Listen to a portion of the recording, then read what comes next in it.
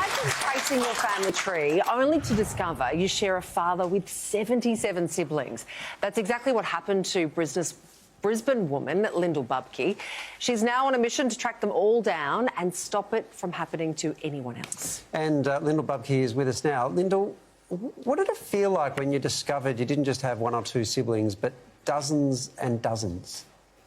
I guess it's happened so incrementally over the past few years. At first, I match with 11 half-siblings on Ancestry, and then I get the paper records that say there's about 23 of us all up, and then I get some more paper records that there's 33, and then there's 38, and then there's 56, and then there's 66, and now we've settled on 77 plus, and it just keeps going.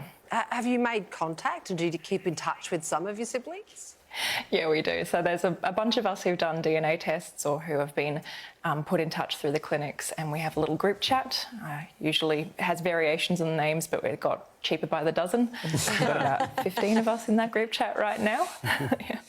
Incredible. You are doing so well to keep up such a positive kind of outlook on this. But, I mean, you're young. I've dated in Brisbane. It is a very small place. Does that worry you that you could be coming in contact with someone who's possibly your sibling?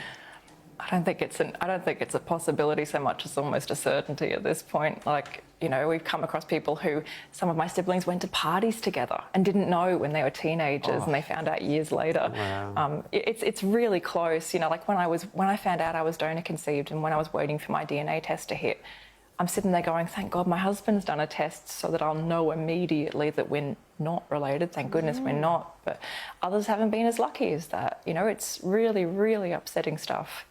Your biological father donated 325 times.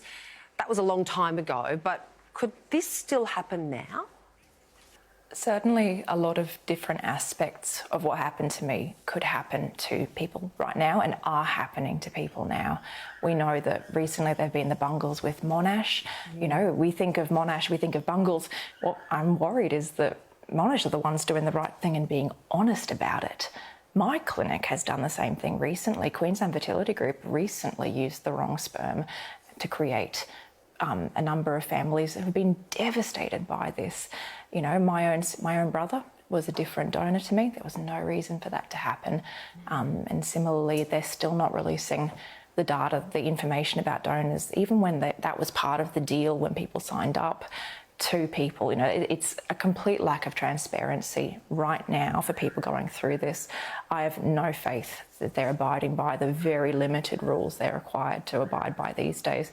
There are still states in Australia that have no regulation whatsoever.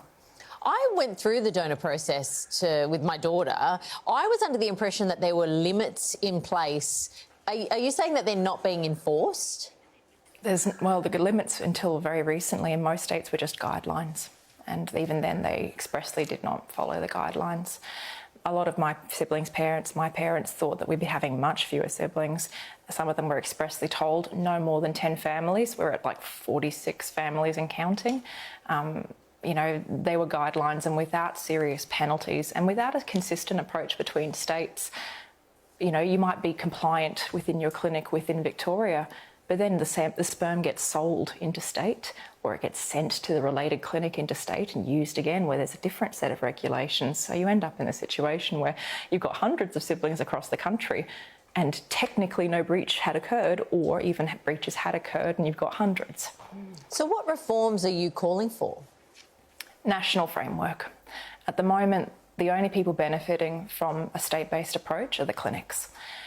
And I'm working with a bunch of other donor-conceived people and recipient parents and even donors. All of us want one thing. We want there to be a consistent approach to this. One country, one framework, one centralised registry, and DNA testing to support that registry. You know, for a lot of people who've had these bungles, the only way they've uncovered it is by testing their children, which is something I recommend people who've gone through IVF do to be safe. You know, with a national register, I think DNA testing to supplement that, to make sure that what the clinics are saying happened actually happened, will be the only way we're actually going to see some truth in this industry. It's certainly an overwhelming thing you are dealing with at the moment, Lyndal, but you are an extraordinary woman. Thank you so much for sharing your story. We appreciate it. Thank you for having me. All of this stuff is really hit home for me because my kid is obviously donor conceived. And in my mind, I'm like, I'm going to be very honest with her about absolutely everything because I don't think there's anything to be ashamed of. I want her to know exactly what happened because I really wanted her and all those kind of things. But there are all of these things that you don't consider that I'm like, is that going to impact her in 15, 20 years' time?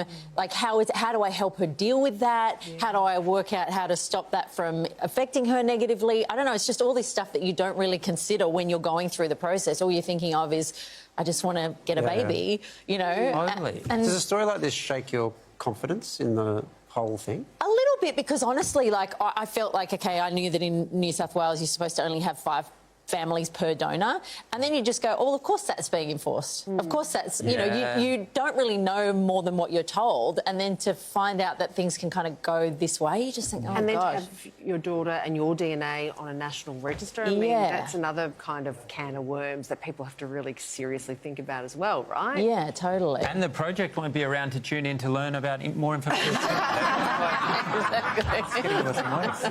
Oh, Sam,